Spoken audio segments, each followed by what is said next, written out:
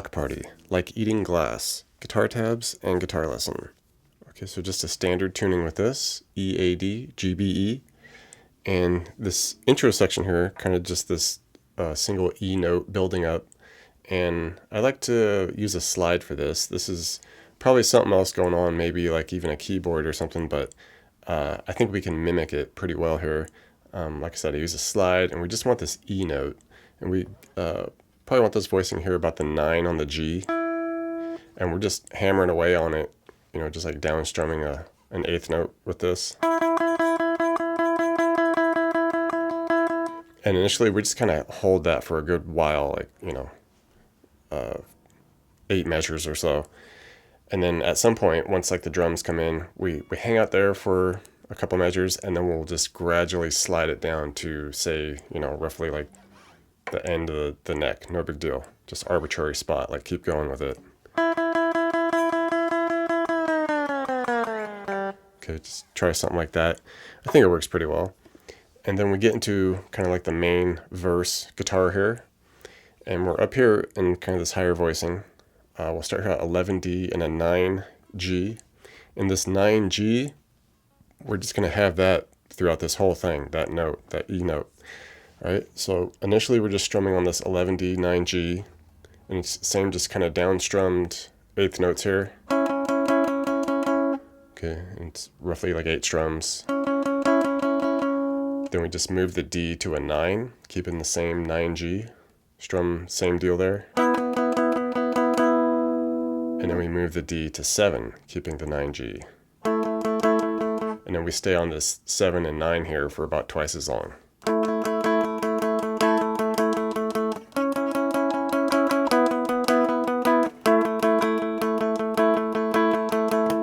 All right, and after the first verse there, we get this interlude that comes in, and it's a lot of kind of delay and just going over the top of each other here.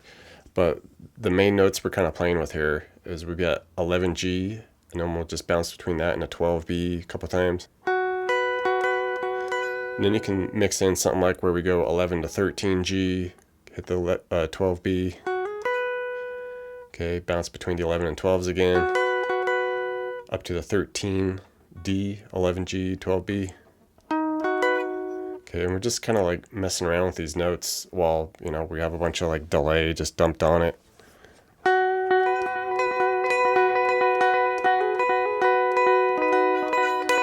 Okay, just playing around with it. And into the second verse, we get another layered item here. And it's G string. We'll start at 6th fret, and we're just strumming away on this. Down to 4. 2, slide back up to 4, down to 1, and then stay on the 1s.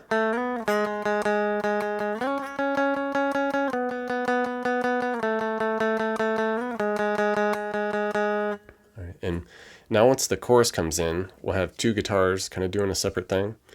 The initial one, it's a little bit fainter, but it's kind of carrying like the bulk of the power chord action going on. We start hit the E power chord, so we just do a 7A, 9 on the D and G, strumming on that. You want to strum this out maybe like 12 times. And then we'll bump it up to the F sharp here at the 9A, 11 on the D and G, just for about 4. And then land at our A flat, down here at the 4, E, 6 on the A and D, hang out there for about 12 or so. And just very subtly, just before that's out, you can zoom back up to the 7E, 9 on the A and D for a few. And then just back down a set to the 7 and 9 on the A, D, G there, just to kind of start the whole thing over.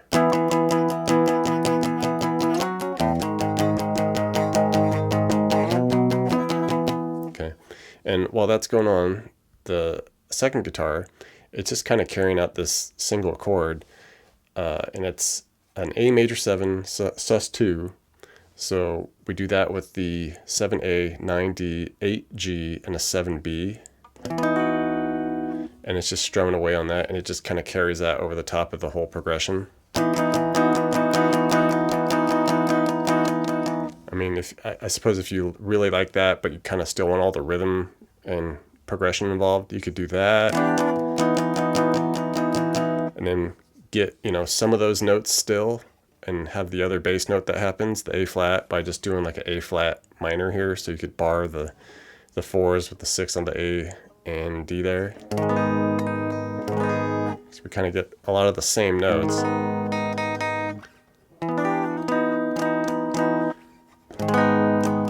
So if you really want to just do that part, and you can shift over to the A flat minor if you like. But aside from that, once we get to the second chorus, there's another kind of lead layer on top of everything. And it comes up here to the 11 on the high E, strums that out for about, 16 times. Goes from the 11 high E to about 8 of the 12s on the B. And then to about 4 13s on the G. Does that whole thing 3 times, and then like the very final time through, once we hit those 13s on the G, you can do like a couple 13s, a couple 14s, back to 13s, something like that. Just play around with that. And the outro, we're bouncing around with something that kind of looks like the verse, but we shift some of the bass notes a little bit. So we'll start hearing that same kind of look where we'll be at D11, hit that a couple times, couple 9s on the B, back to a couple 11s D, couple 9s on the G. Shift the bass note to 9, hit the 9D couple, 9 on the B for a couple, 9D a couple, 9G a couple. Back up to the 11 bass note on the D, and then we'll go hit that for a couple times, a couple 12s on the B, back to a couple 11s on the D, and then a couple 13s on the G. And then move the D up to 13, hit that a couple times, a couple 12s on the B, back to a couple 13 Ds, and then a couple 11s on the G.